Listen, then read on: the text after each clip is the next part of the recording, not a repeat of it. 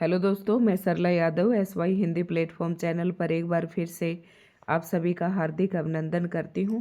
और आज हमारी क्लास नंबर 35 रहने वाली है और अभी तक जो है 34 क्लास मैं अपलोड कर चुकी हूं।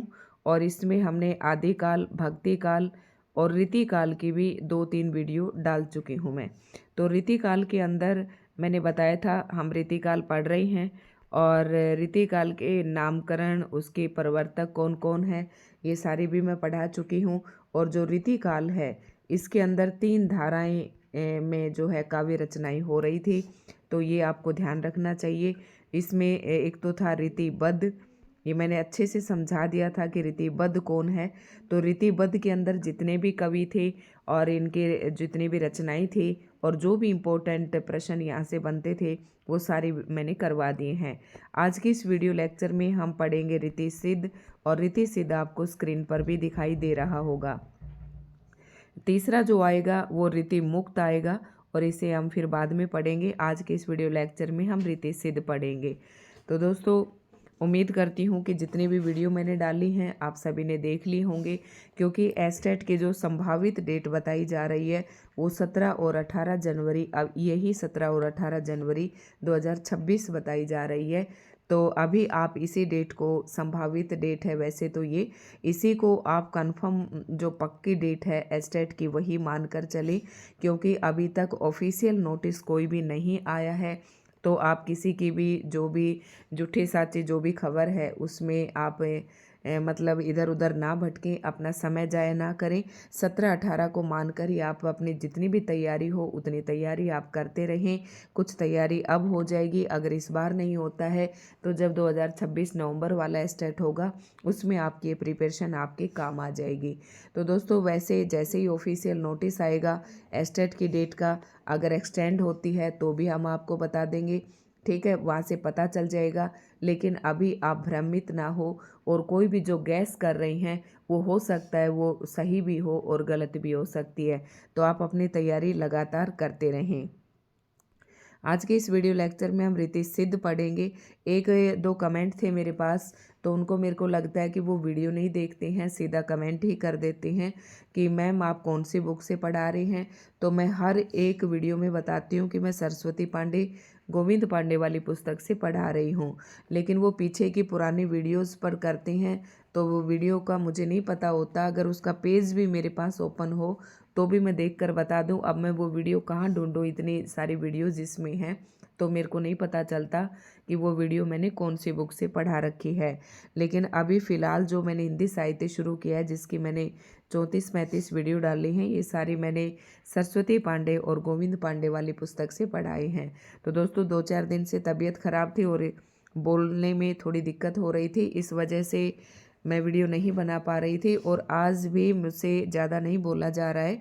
तो जो रीति सिद्ध की जो ये टॉपिक है ना, इसको मैं 2 पार्ट में करवाऊंगी, छोटी छोटी वीडियो बनाकर, ताकि आपका छूटे नहीं, ठीक है।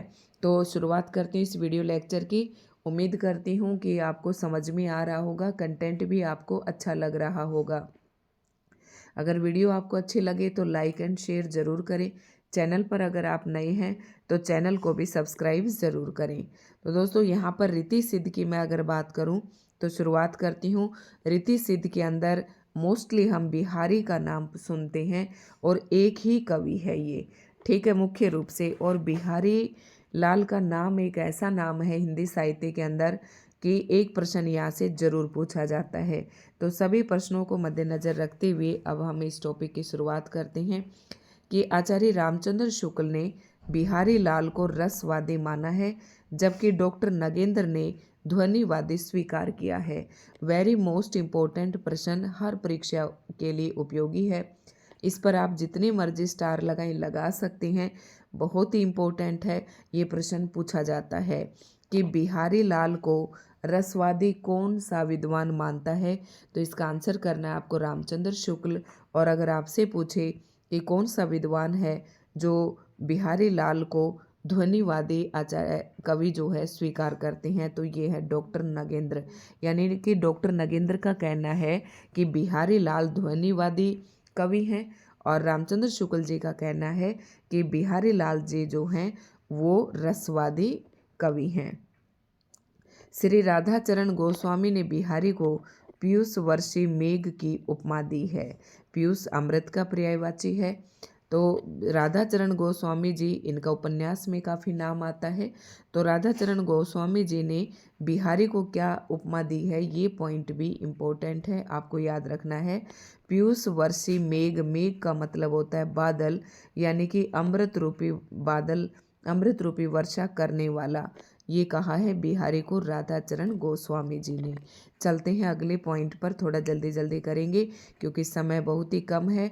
तो दोस्तों फिर भी मैं आपसे कहती हूँ कि अगर जिस दिन मैं वीडियो नहीं डाल पाती तो टीजीटी पीजीटी एस्टेट के नाम से मैंने एक प्लेलिस्ट बना रखी है, उसमें लगभग 133 वीडियो हैं, आप वहाँ से कंटिन्यू कर लें, ठीक है।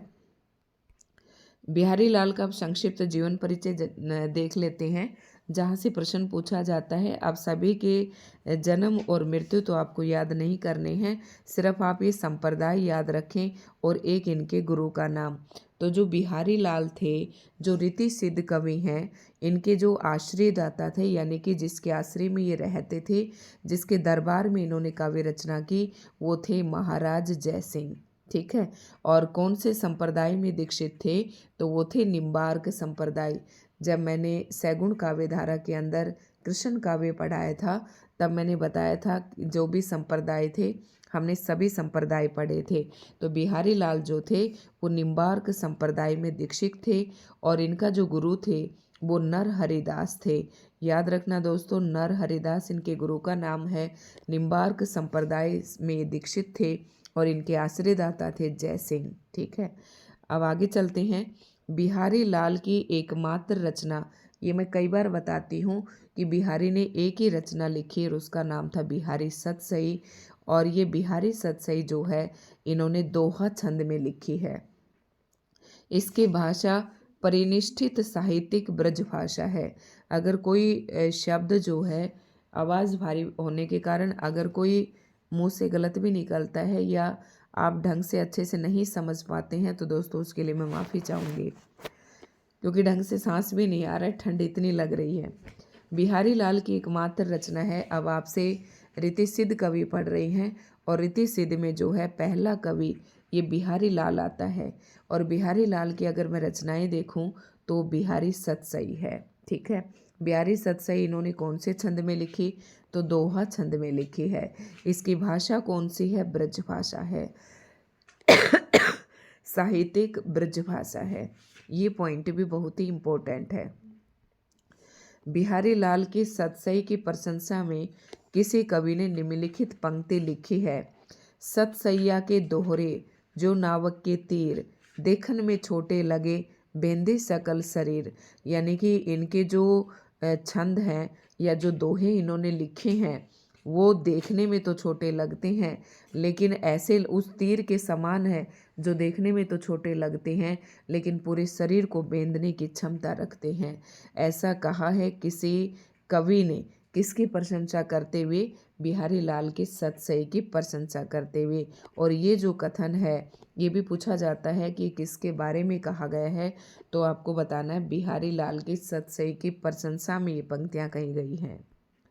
जॉर्ज ग्रियर्सन के अनुसार यूरोप में बिहारी सतसई के समकक्ष कोई रचना नहीं है। ग्रियर्सन का क्या कहना है कि यूरोप में बिहारी सतसई के समान कोई भी रचना नहीं है, ऐसा मानना है जॉर्ज ग्रियर्सन का। बिहारी सतसई पर हिंदी में 50 से अधिक टीका प्राप्त है। एक आप मेरे पास कमेंट था कि मैम बहुत ही डीप पूछने लगे हैं पीजीटी में। तो दोस्तों जैसे कि अभी हम बिहारी सतसई के बारे में पढ़ रहे हैं, और बिहारी सतसई के बारे में 3-4 बातें हम पढ़ चुके हैं। अब एस्टेट वाला क्या करता है कि इन्हीं 3-4 पॉइंटों को 1, 2, 3, 4 करके दे देते हैं। इनमें से 3 सत्य डाल देते हैं, एक असत्य बात डाल देते हैं बिहारी सतसई को लेकर। तो इस टाइप के प्रश्न आप पेपर में आने लग गए हैं, तो ये सारी बातें आपको पता होना चाहिए, तो आप इस तरीके के प्रश्नों को सही कर देंगे। बिहारी सतसई पर हिंदी में अब आपसे एक ही ऑप्शन में ये भी दे दें कि लगभग 50 से अधिक टीकाएं लिखी जा चुकी हैं, तो ये बात सही है क्योंकि इस बुक में दिया हुआ है। बिहारी लाल के पुत्र कृष्णलाल कवि ने बिहारी सतसई की टीका सर्वप्रथम सवैया छंद में ब्रजभाषा में लिखी। उस समय जो है ना सतसई लिखने का बहुत ही ज़्यादा प्रचलन था। और जो बिहारी लाल थे इनके पुत्र का नाम था कृष्णलाल। तो कृष्णलाल ने बिहारी सतसई पर ही एक टीका लिखी, और वो टीका कौन से छंद में लिखी? सवैया छंद में। और भाषा की बात करूं तो ब्रजभाषा में लिखी। बिहारी सतसई पर अब और कौन कौन सी टीकाएं लिखी गई, ये प्रश्न भी भाई बहुत ही इम्पोर्टेंट है, यहाँ से प्रश्न पूछा जाता है। इन सारी बातों को आपको नोट डाउन करना है। ये टीकाकार हैं, यहाँ पर जो टीका लिखी गई है उसका नाम है, और फिर यहाँ पर इसकी विशेषता दी गई हैं। दोस्तों छोटी छोटी वीडियो डालूंगी ताकि आपको देखने में भी आसानी रहे और मुझे बनाने में भी आसानी रहे। कृष्णलाल कवि, जैसे कि अभी इनके पुत्र की बात कर रही थी, बिहारी लाल के पुत्र का नाम कृष्णलाल कवि है। तो इन्होंने कृष्णलाल की टीका इस नाम से लिखी। इसकी विशेषता क्या है कि प्रत्येक दोहे का सवैया में विवेचन है। अभी मैंने ऊपर ये बात बताई थी कि एक कृष्णलाल ने बिहारी सतसई पर जो टीका लिखी वो सवैया छंद में लिखी, तो वही बात यहाँ पर कही गई है। उसके बाद जो दूसरी टीका लिखी वो श्रुति मिश्र ने लिखी, और उस टीका का नाम है अमर चंद्रिका। अब आपसे पेपर में पूछ ले कि अमर चंद्रिका नाम की टीका ये किस रचना पर लिखी गई है, तो बताना है बिहारी सतसई पर। टीका का प्रणयन दोहों में हुआ है, इसमें दोहा छंद का प्रयोग है, और कृष्णलाल कवि ने सवैया छंद में विवेचन किया है इसका। तीसरी जो टीका आती है वो है लल्लू लाल की, और ये भी मोस्ट इम्पोर्टेंट है। ये सबसे इम्पोर्टेंट, अभी तक जो मैंने 3 बताई हैं इनमें से जो लल्लू लाल वाली है ये इम्पोर्टेंट है। लल्लू लाल ने बिहारी सतसई पर जो टीका लिखी उसका नाम है लाल चंद्रिका। याद रखना है लाल चंद्रिका, ये बहुत इम्पोर्टेंट है। प्रभु दयाल पांडे ने भी बिहारी सतसई पर एक टीका लिखी, और उसका नाम है प्रभु दयाल पांडे की टीका। ठीक है, आधुनिक खड़ी बोली में लिखी गई। अब प्रभु दयाल पांडे ने बिहारी सतसई पर जो टीका लिखी प्रभु दयाल पांडे की टीका नाम से, वो कौन सी भाषा में लिखी? तो खड़ी बोली में लिखी। सारी बातें याद करके चलना है। इनमें से भी अगर मैं इम्पोर्टेंट की बात करूं तो लाल चंद्रिका सबसे इम्पोर्टेंट है। उसके बाद अगली और मोस्ट इम्पोर्टेंट आती है बिहारी विहार, ये भी इम्पोर्टेंट है। ये टीका लिखी अंबिका दत्त व्यास ने। बिहारी की सतसई पर टीका लिखी अंबिका दत्त व्यास ने किस नाम से लिखी? बिहारी विहार के नाम से। और इसमें दोहे के बाहों का रोला छंद में पल्लवन किया गया है। पल्लवन का मतलब ऐसे प्रवाहित करना, बहाव, ठीक है, लिखना हिंदी में। इस तरीके से याद रखना है। अंबिका दत्त व्यास ने जो टीका लिखी उसका नाम है बिहारी विहार, और इसमें दोहे के भाव का रोला छंद में पल्लवन किया गया है। अगली टीका लिखी पदम सिंह शर्मा ने, और ये भी इम्पोर्टेंट है। और किस नाम से लिखी? संजीवनी भाष्य के नाम से। इसमें इन्होंने क्या किया? तुलनात्मक पद्धति में अर्थ निरूपण है। ये थोड़ी सी पदम सिंह की जो नाम है ना, ये टीका है, ये आप आलोचनात्मक कृतियाँ जब पढ़ेंगे तो उसमें इसका नाम आता है, क्योंकि इसमें तुलना की गई है। तुलनात्मक पद्धति के आधार पर ये टीका लिखी गई है, संजीवनी भाष्य। आनंदी लाल शर्मा ने कौन सी टीका लिखी बिहारी सतसई पर? फिरंगी सतसई, ये भी इम्पोर्टेंट है और पेपर में पूछी जाती है। और ये किस भाषा में लिखी? फारसी भाषा में लिखी। आनंदी लाल शर्मा ने किस पर लिखी? फिरंगी सतसई, ठीक है, कौन सी भाषा में? फारसी भाषा में। नेक्स्ट है, और ये जगन्नाथ दास रत्नाकर की, ये भी इम्पोर्टेंट है। और जगन्नाथ दास रत्नाकर ने किस नाम से सतसई लिखी? बिहारी रत्नाकर के नाम से। और कौन सी भाषा में लिखी? हिंदी खड़ी बोली में। सर्वश्रेष्ठ टीका है ये।